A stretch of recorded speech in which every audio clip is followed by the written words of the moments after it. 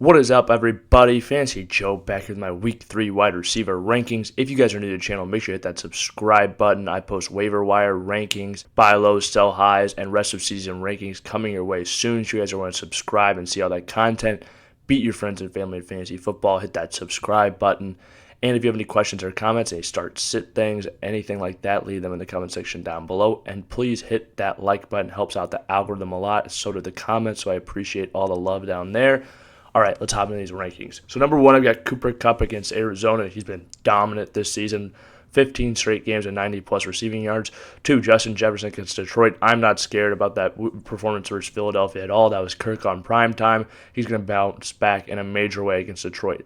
3, Stephon Diggs against Miami. He's a bona fide stud. Put him in that same category as Cooper Kupp and Justin Jefferson for sure for me. Ja'Marr Chase plays the Jets this week. Again, he's going to be a little up and down, but his ups are going to be extremely high, so you keep putting him in your lineup each and every week. 5, Tyreek Hill against Buffalo. Absolute stud. Tyreek Hill, and they can be trailing by a bunch in this game, and he's usually done pretty well against Buffalo in the past. 6, Davante Adams against Tennessee. Didn't perform great, only had 2 targets, but I think he'll bounce back in Tennessee. They didn't pay him all that money to give him 2 targets. 7, Amon-Ra St. Brown. I am buying into the breakout. He was excellent last year. He's been great this year. Minnesota's a good matchup. You're playing Amon-Ra St. Brown in every lineup. 8, Deebo Samuel against Denver. Another guy you plug in, because especially Jimmy Garoppolo's back, who he was extremely successful with last year. The running back position is banged up, so he should continue to get work on the ground. 9, A.J. Brown against Washington. Jalen Hurts looks awesome. Really excites me, and Washington's a good matchup. 10, Michael Pittman Jr. against Kansas City. Should get a lot of targets in this game, especially if they're trailing. 11, Courtland Sutton against San Francisco. We don't know whether Jerry Jeudy's going to play in this one. Whether he plays or not, I'm really excited about Courtland Sutton. 12, Jalen Waddle against Buffalo. The targets were just a little bit inconsistent, so that's the only reason I have him a little bit lower outside the top 10, and it's not a great matchup, but I do think he is a good play. 13, T. Higgins against the New York Jets. He receives a good similar targets to Ja'Marr Chase, and he's a talented football player in a great matchup. 14, Keenan Allen against Jacksonville. I put him slightly ahead of Mike Williams just because I think he's a little bit more consistent, although Mike Williams gives you that boom potential that I really like. I don't know how much they'll be throwing the ball in this Jacksonville matchup in the second half. I don't know how good Justin Herbert is going to be. It's going to be interesting to see how he performs with that rib injury. 16, Christian Kirk against the Chargers. Christian Kirk has looked great. They're using him in that slot role. He's the number 1 on that team, and Trevor Lawrence trusts him. They gave him a ton of money. 17, Brandon Cooks, consistent targets week in, week out. Gets a good matchup this week. Things are going to start going his way. I'm very confident in that. 18, Gabe Davis against Miami. Buffalo typically dominates Miami, and I think Gabe Davis has excellent touchdown upside in this game with Josh Allen. 19, Michael Thomas against Carolina. Really liking Michael Thomas this season. He's looked great, even though he's not getting the same target load he once was. He's still getting a good amount of targets. 20, Marquise Brown against the Rams. Double-digit targets last week. Slightly tough matchup, but I don't think he draws Jalen Ramsey for most of this game, so I'm still excited about him. And even if he does, I think he can burn Jalen Ramsey deep one time. 21, Deontay Johnson against Cleveland. Gets a great target share, plays on Thursday night. I am a little bit worried about Denzel Ward, but I think Deontay Johnson, and they'll move him around, will be good enough. 22, DJ Moore against New Orleans. Another guy, not the best matchup, but he's too talented to sit in your bench. 23, Drake London against Seattle. Great matchup. He's being heavily targeted. He's a talented wide receiver. You can play Drake London this week. 24, Terry McLaurin against Philly. Terry has not been, the most targeted receiver on this team, but he's still an absolute stud. You can play him. 25, Julio Jones against Green Bay. Could be the only wide receiver out there for them.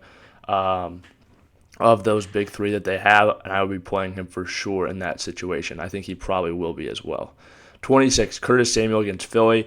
I think it's really close between him and Terry to me the rest of the season, especially if he keeps getting rushing work. That's going to raise that floor for him, give him some more upside as well. 27, CeeDee Lamb against the Giants. Just slightly lower ranked because of the Cooper Rush situation, but I think he gets enough targets. You can still play him. He's worthy of a flex. 28, DK Metcalf against Atlanta. Good matchup for him, so I'm plugging him in there, but he is tough to play. I think he's going to have some monster games, and you're not going to know when they come, but yeah, I think you can play DK Metcalf this week. 29, Rashad Bateman. Plays New England, but he's looked like an absolute stud this entire season. 30, Garrett Wilson broke out last week, is getting a lot of targets. They're throwing the ball a lot, and they probably will continue to in the Cincinnati matchup, who doesn't have great secondary either. 31, Jerry Jeudy against San Francisco. We'll see if he plays. He'd probably ranked a little bit higher if I knew he was going to play, but we do not know at this moment.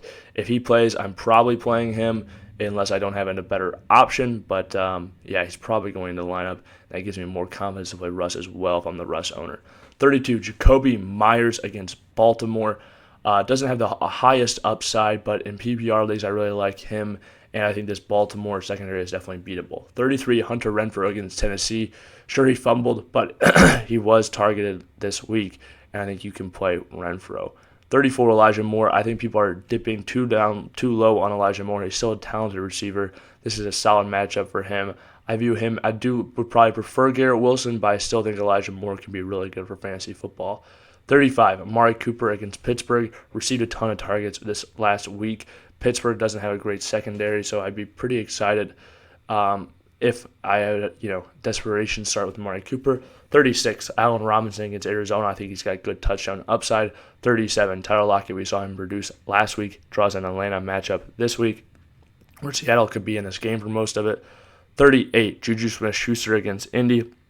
I think he'll receive close to 8 receptions in this game probably, and he just has a high floor. 39, Adam Thielen against Detroit. Could get a touchdown here. We haven't seen him really utilize around the red zone like he was. I think that's due mainly they've been scoring from a good ways out a lot of the time. But if he gets close, he can still, get open real close to the goal line and get one of those red zone receptions that he's so accustomed to getting. 40, Devonta Smith against Washington. Good matchup. He looked good in week 2, and Jalen Hurts looked phenomenal, so that raises my confidence level of playing him for sure moving forward. If you guys have made it to this point in the video, please hit that like button, hit that subscribe button. If you have any questions or comments, drop them in the comment section down below. I'll respond as always. This has been Fantasy Joe. Thank you guys so much for watching. I'll see you guys next time.